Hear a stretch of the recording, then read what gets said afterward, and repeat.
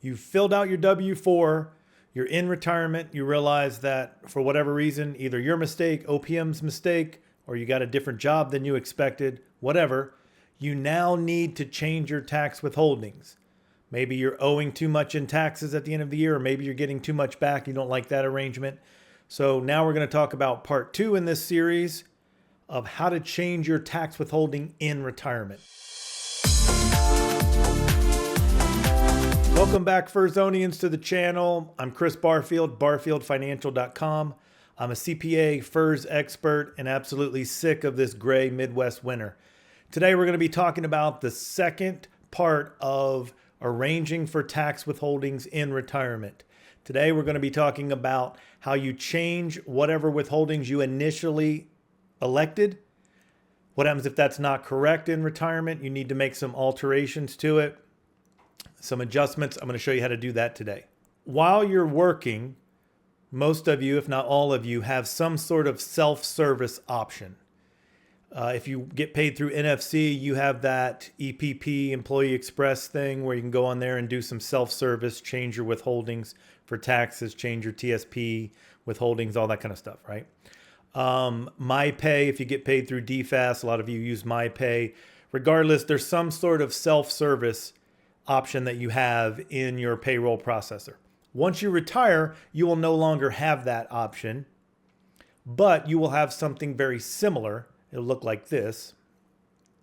OPM will set up an account for each one of you. So you'll have your own self-service account at OPM, servicesonline.opm.gov, and you will log on with that new system that a lot of the government agencies are going to, the login.gov. I think you use that for Social Security now, for some other things. Anyway, you'll have one of those set up once you retire. You're very limited into what you can do in this. It's not really as robust as your employer one where you can go in and make a lot of changes. You can make some, but you can't make a ton of them. It doesn't look as user-friendly and maybe at least not what I'm accustomed to in NFC. Once you log into this, by the way this gets set up is OPM will send you something in the mail after you retire.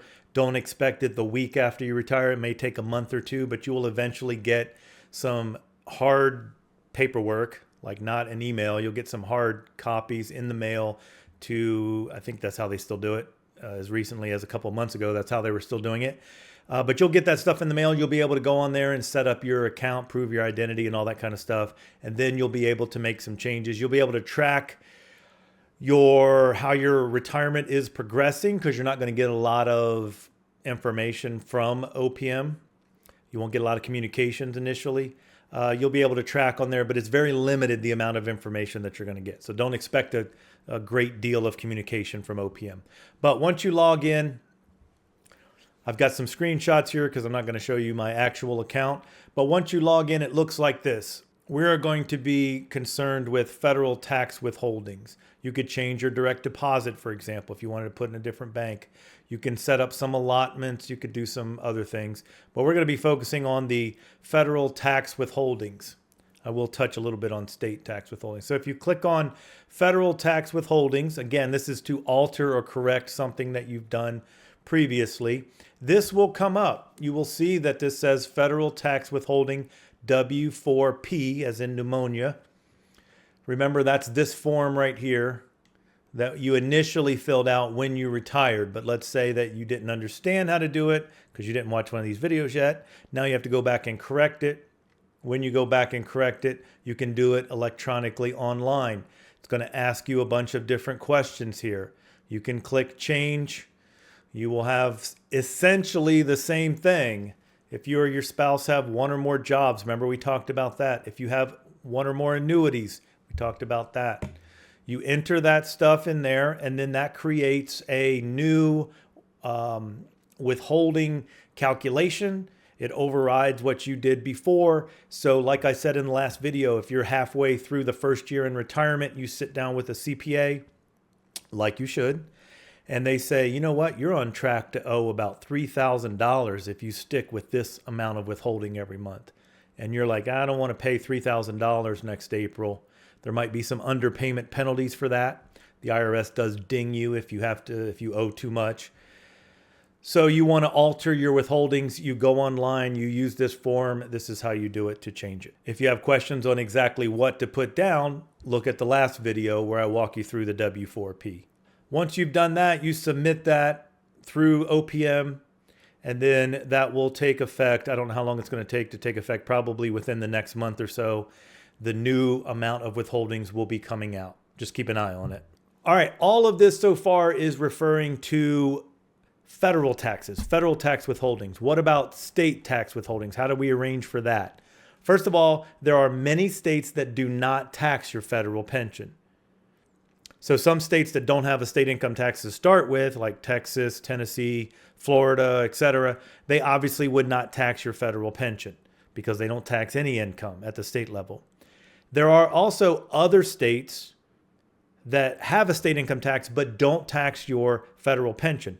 Those would be states like New York, Illinois, Alabama, other ones. So there are states that have state income tax, but their laws do not tax or allow for no taxation of the federal retirement system. In some cases, they do not, like in New York, they also will not tax your TSP withdrawals, incidentally, because they consider that part of your retirement. Regardless, if you have taxes that need to be withheld because you are going to be taxed at the state level for your retirement, then we have to do something else. Unlike the system that we just talked about, the federal forms that you fill out like W4P, at the state level, most of these states do have a form. A lot of times it is the abbreviation of the state and then the number 4. So it kind of corresponds with the federal system. For example, North Carolina uses an NC4. That's the state equivalent of the federal W4. Virginia does the same thing, VA4. Indiana, I live in Indiana, it does not use IN4. It's a WH, but it's also 4. So a lot of times these state forms you would fill out when you get a job in the state. You've all done this if you're working in that state right now prior to retirement, that they're taxing your income, you filled out one of these forms. OPM, this is the important part, OPM will not accept any of those forms. They'll accept the federal form, but they will not accept any of the state forms. If you send in a North Carolina 4 form, they're not even going to acknowledge that it exists. They're still not going to withhold any money based on that. So you can't send a form in saying married 3, married 2, single 0, whatever. Won't work. I can have state income tax withheld from my pension. There's no problem with that. However, it's done in a different way. I have to tell OPM what state and the dollar amount. I don't have an option of telling OPM I want to do married 2 or married 0 or single 3 in the state of Virginia, for example. That's not an option with OPM. You have to tell them the exact dollar amount. You can do this a couple different ways depending on your agency. Some agencies want you to write a memo to OPM. That seems to be hit or miss. Sometimes I find that they don't do anything with that memo. But what always works, or should always work, is logging on to your OPM services, the exact same thing that where we were. Where'd my pointer go? And instead of clicking on federal, we'll click on state tax withholdings. When you come down to the state tax withholdings, you'll get a picture that looks like this. It's very simple. The deduction amount and the state. Those are your two options, or those are your two choices that you need to make. You have to come up with a dollar amount and you have to come up with what state. As you can see, this is a screenshot from my actual retirement services online. And I have $350 a month coming out to go to Indiana for state taxes, state withholdings. All right. The question that most of you probably have right now as we're going through this is, how do I come up with that number? What should I put down? 100, 500, 200? What do I do?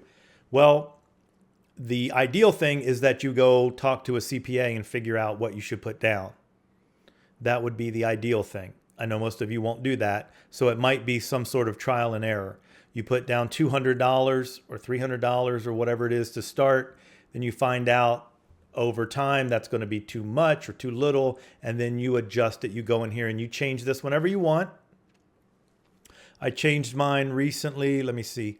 I changed mine in October of this year, and it was effective apparently December 2nd. So little over a month and 3 days or so, something like that. That's how long it took to be effective. I didn't have enough coming out initially. I think I had $300. I kind of did some calculations, realized I was going to be a little short, bumped it up to $350. Yours may be totally different. Yours may be $200. Yours may be $500. I don't know what it's going to be.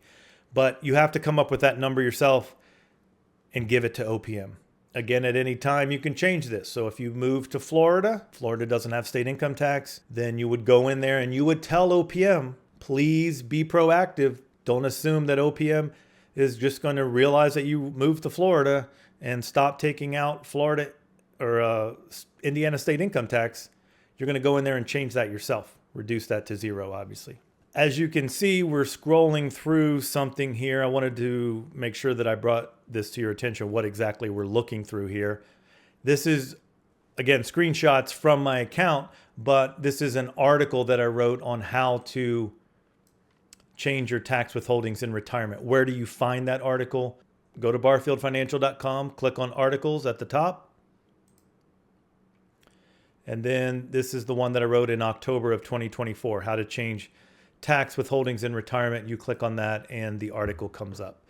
And I also have a link in this article to the other W4P article that I wrote. So now we have articles for those of you that prefer the printed word. And now this is the second part of the two-part series. So now we have videos in addition to the printed word. We have two articles, the initial W4P article and then how to change it in retirement. Now we have two videos that correspond to that as well.